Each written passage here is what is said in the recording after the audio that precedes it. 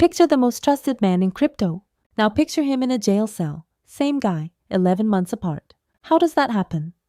How does someone go from the cover of magazines, from sitting beside world leaders, to a 25-year sentence in less than a year? That's the question.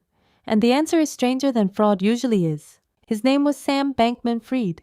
Everyone just called him SBF. And here's the first odd thing about him. He didn't look rich, messy hair, cargo shorts. He slept on a beanbag at the office. The richest young man in finance, dressed like he was late for a college exam. But that wasn't an accident. Hold on to that detail. We'll come back to it, because that beanbag is going to matter more than you'd think. First, you need to understand what he built. And he built two things, which is exactly where this gets interesting. The first was FTX, a crypto exchange. Think of it as a bank where ordinary people parked their money to buy and sell coins. By 2021, it was one of the biggest on earth. Millions trusted it.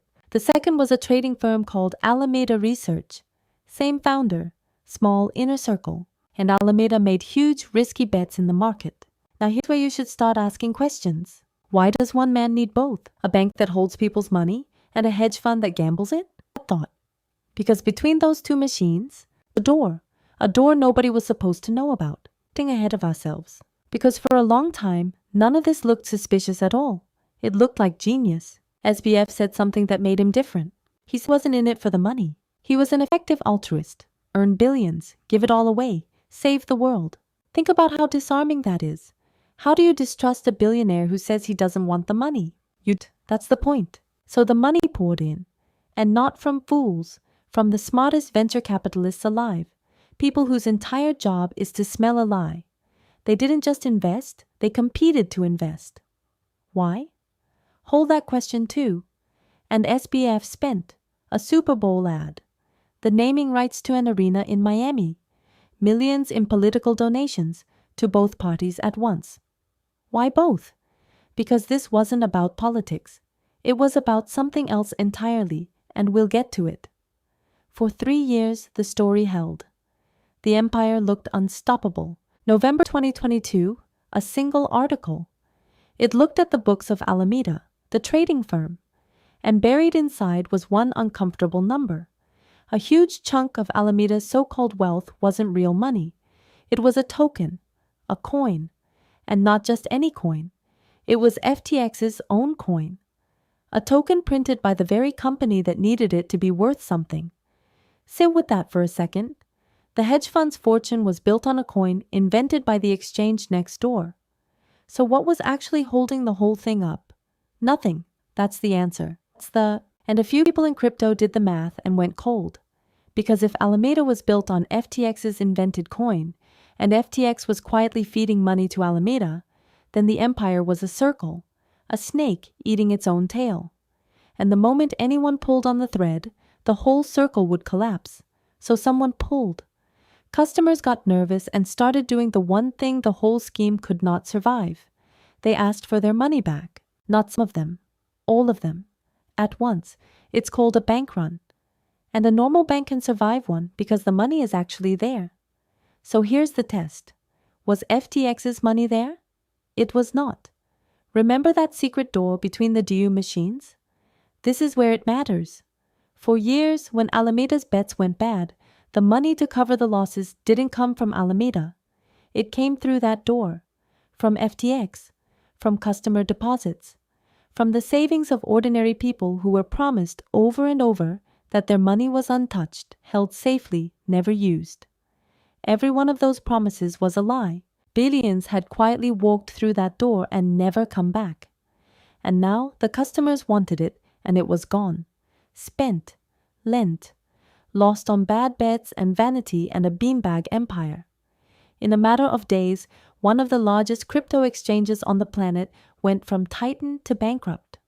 Now, how big was the hole? Brace yourself. Customers lost around $8 billion. Investors, another $1.7 billion. Lenders to Alameda, $1.3 billion more. All told, the fraud added up to roughly $11 billion. Here's the problem with a number that big. It stops meaning anything. So shrink it. One teacher. She moved her savings onto FTX because a Super Bowl ad told her it was safe. She wasn't gambling. She was told her money couldn't be touched. She just wanted it back, and it wasn't there. Multiply her by millions. So what happened to the man in the beanbag? Here's the twist nobody saw coming. The people who turned on him weren't strangers. They were his inner circle.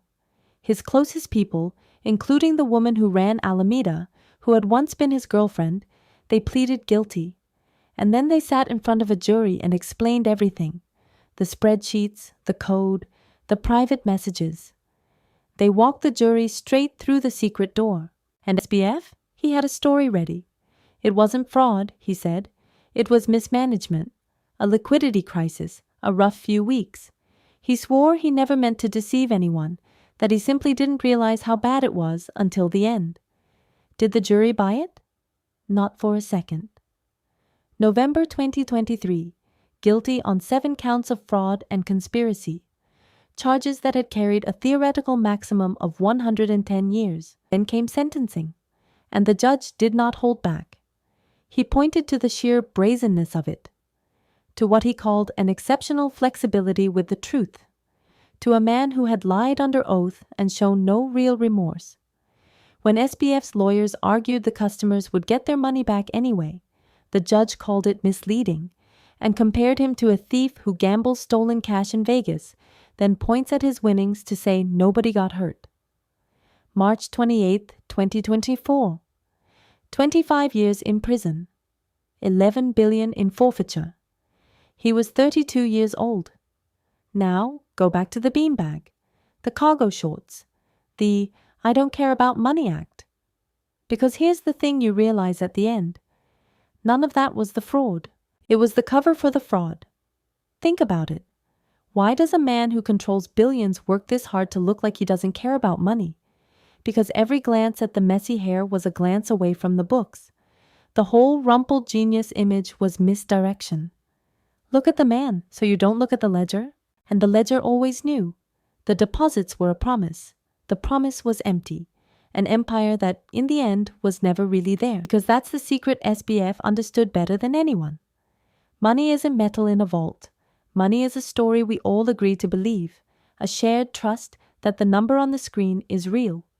He didn't steal by breaking in.